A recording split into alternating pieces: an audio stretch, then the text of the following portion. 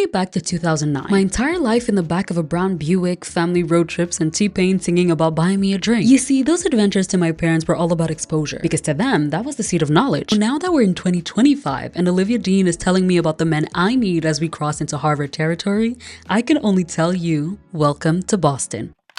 Welcome to the Boston vlog. We are at a pit stop at a convenience store just to go to the bathroom, get a couple of snacks, and then we're gonna be back on the road. We're gonna be doing 3 days. I don't know if you can hear me, but we're gonna be doing 3 days, and hopefully we are able to get to the entire itinerary. Now, it is very packed, what we have on the to-do list, but we're hopeful. Also, American convenience stores, yeah, they beat the Canadian ones because there's everything, absolutely everything. This is not the baddest of bathrooms, honestly. If you gotta pee, this is it. Mom? No, I'm good. Okay. I haven't told you the point of this trip yet. We came here to rest. You know how it is. Life got really busy and stepping away felt necessary. But I am the type of planner that puts 44 things on the itinerary every day. And that's the problem. How do you rest when there's so much to see and so little time? Wow. Ça cause des sauces. Cilantro.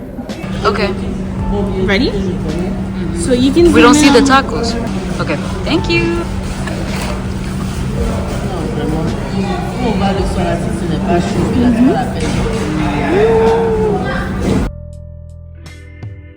Well, I guess you prioritize if you want to see it all. So, as you probably figured, we started with Harvard. A tiny bit of the campus, a little bit of the museum, and a lot of the bookstore. We're there. 170 meters.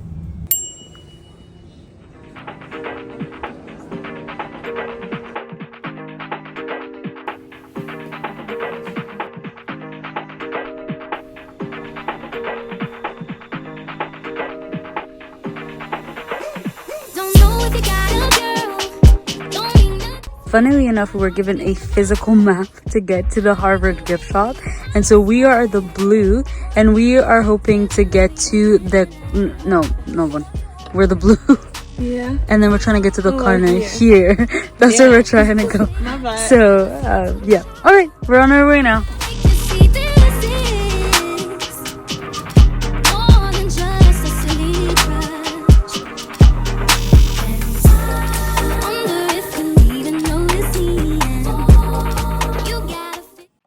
Boston was an oxymoron. It was nostalgia because it looked and felt like a lot of places I know, but there was also novelty with oyster Rockefellers, lobster rolls, and ribs at the gas station. Basically, what I'm trying to say is that as much as it brought a lot of memories forward, it also was a stark reminder that I no longer am what I was. And what I am is tired, curious, hungry, yes, but soul tired. So day one had to end the way it did, which was with full bellies and droopy eyes.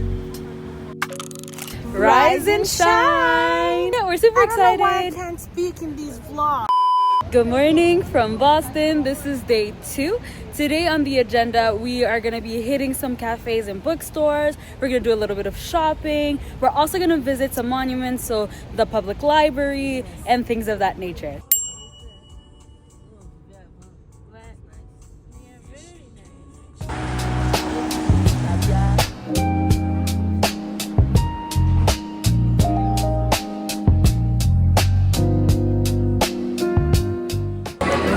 Cake. We love it. It's very nice, very soft, and I like the icing. The icing is not too sweet.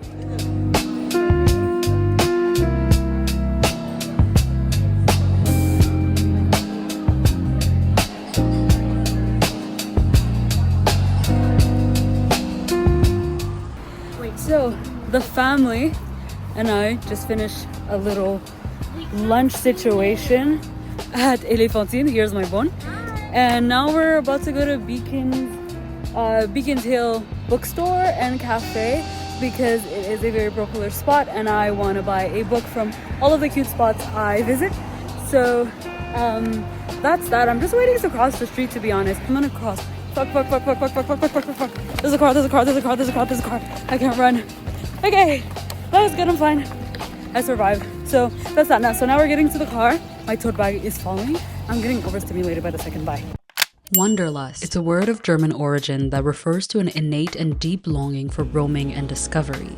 It's usually used with travel in mind, but it could also speak to a general curiosity of life, and that was the word of that day. I don't think there's any other term that sums up my experience quite like this one. I mean, I'm itching to experience so much, but adulting makes it hard. Cause let's be honest, as soon as you're state legal, it's stress for free and everything else at a cost. And that unfortunately also included the city, because visiting Boston required a budget. So in terms of cost-friendly activities, visiting the library was a treat. And as much as I don't know much about Harry Potter, is it me or does this give Hogwarts? Okay, we just finished with the Boston Library, and there is a mall, the Prudential Center. We're gonna go in because Sukaina wants to shop. She wants to find some Uggs and compare prices. So we're gonna do a little bit of time here before going to the Beacons Hill bookstore. So we're getting in once the swinging thingy is moving so fast. Child, there.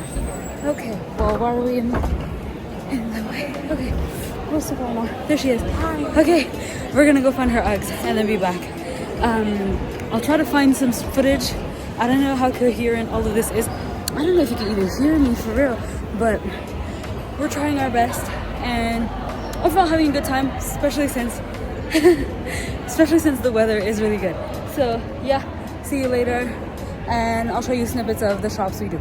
I know we just talked about being budget friendly, but you can't sue me because there's a lot of things us Canadian girlies don't have. So you will be seeing Sephora, and you will for sure see Ulta. We did Sephora. We only did Sephora as of right now. And we're trying to find our way. They're at Ferragamo and Tony Berg. And that's essentially on level 1, but the mall is ginormous. So can't tell where level 1 is, or level anything for that matter. So Loewe is here. And Celine. Ça va ici, parce qu'elle a dit que toutes les marques étaient là. And so kind of wants to potentially buy a bag at Tony Berg. So all of that is TBD. We just have to make our way someplace. Back to rest. I'm a firm believer that sometimes the best thing you can do to cure exhaustion is leaving your hometown. Because the God honest truth is we all get wrapped up in the same routines and living life on autopilot. But you can't do that when you're in a place that's foreign to you. So the normal becomes brand new and the ordinary extraordinary. And for me, that piece of magic was in the shelves of the Beacon Hill bookstore. I could feel my cup refilling and my ideas reflowing because, strangely enough, stepping away from home brought me closer to myself. And yes, Christmas threw up all over that place, but low-key, that was exactly what I needed. Thank you. Again, I don't know if you can hear any of this footage, but we're trying their kale and apple juice, fresh pressed juice. Okay. You get first sip. Tastes like grass. Smells like grass. Yes. It smells like grass. Hello. Last we saw each other, we were at the cafe. Unfortunately, the storage in my phone was compromised, and so everything cut off mid-sentence. But we're now back at the hotel. But basically, we're trying to hit up a seafood place, because Boston is really known for the lobster rolls and things of that nature. And so that's what we're aiming for. Now, to get back to the conversation that you guys didn't get to see, so the clip that you didn't get to see, I was just expressing the fact that the overarching lesson, or at least theme for this conversation and this vlog, is getting back to the things that bring us joy. And when we were children, my family and I used to do a lot of road trips. We used to drive to Toronto, drive to Ottawa, and a bunch of these little places just for the sake of, we take a weekend and live our best lives. And I think that when we grow into adulthood, we're so preoccupied with the getting things done and the planning ahead and work and life that all of it gets ahead of us, and we forget to come back to what actually sustains us, which is community, which is enjoyment, which is activities, and just the little pleasures of every day. So this was a great reminder for me, And I think that as I go ahead and plan my 2026 and all the years to come, I'm going to be a lot more intentional about scheduling the joy, which we always talk about. So yeah, the next thing that we're gonna have on today's agenda is really just gonna be the restaurant. I don't know how much of it you're gonna see because I am completely exhausted, but I'm gonna do my best to show you little bits and bobs of what we eat and what we do in town this evening. And then tomorrow we're leaving Boston. I think we're gonna leave around midday. There's still a couple of places to hit in the morning, but it's gonna be pretty concise since we have to head back in town since we're all working on Monday. That's that, and I will see you at the dinner table as always. Bye.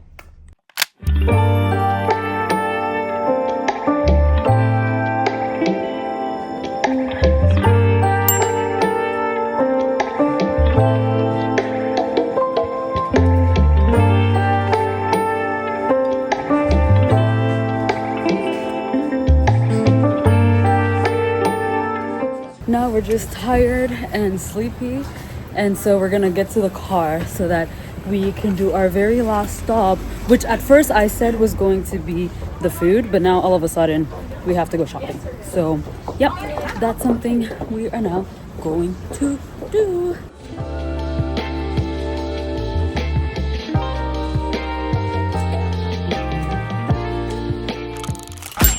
Go trip over another.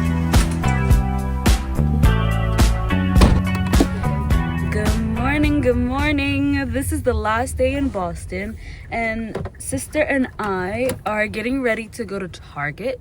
Ooh, ashy lips. We initially wanted to go to... What's happening? Well, there's cars. Oh, okay. We initially wanted to go to Ulta, but turns out Ulta only opens at 11. And since we have a brunch reservation at 11:45, that makes the timing a little bit tight. But we are going to do our very best to go to Target and then maybe like just hop at Ulta as quickly as we can before coming back to pick up mom for the resi and then a last minute errand. Yeah, a couple of things that we've noticed about Boston while we're out here chit-chatting on the road. First thing, y'all's roads are narrow and everybody has a big old car. That makes no sense to me. Second thing, as much as I don't think that geographically Boston is bigger than, Montreal is bigger than Boston, it has like a small hometown feel to it. Yes, there's folks walking around at like bars and restaurants, but it's not full and overflowing. When you come into Montreal, there's that feeling that it's full and overflowing. So In a good way. In a good way, right? It's not packed, but there's like people. Yeah, that's the second thing. The third thing, ain't no black folks in here or what? Like, please. The first day, Friday, we did not see no one. Actually, no, lies. The Chipotle lady. Which lady? Oh, what? Yeah. Okay. You see? And that's the Mexicana. problem with some... No, she wasn't Mexicana. Dominicana. She was Dominicana? Mm-hmm. Oh, okay. She was a black Dominican. But I'm saying, like, I have a bit of a hard time when I get into a city, and the only interactions I have with black people are as service workers.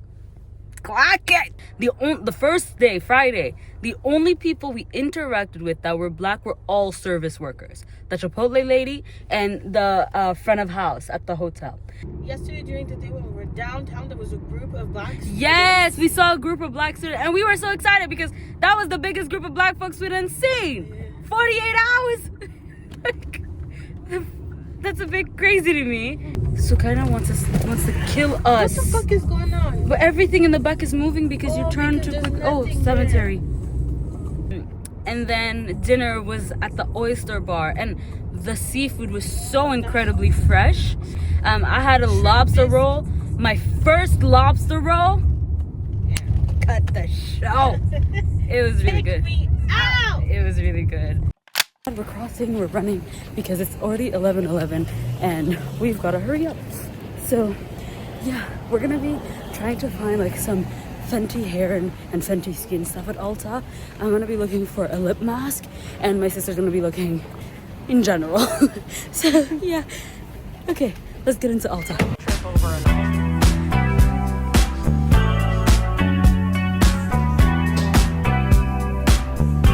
I really hope that what's coming through to you is not that joy resides elsewhere. It's actually the opposite. I think that it resides in the pursuit of ourselves wherever that journey takes us. And sometimes that takes us to Boston. But in all seriousness, I think that being a 20-something trying to navigate the world means figuring out what actually refills our cups. And sometimes that's discovering more of the world, while other times it's finding fulfillment exactly where we are. And that's the next part of our journey. So I guess I'm seeing you next month? All right then. I'm leaving you with love and care. Sincerely, Zalikha.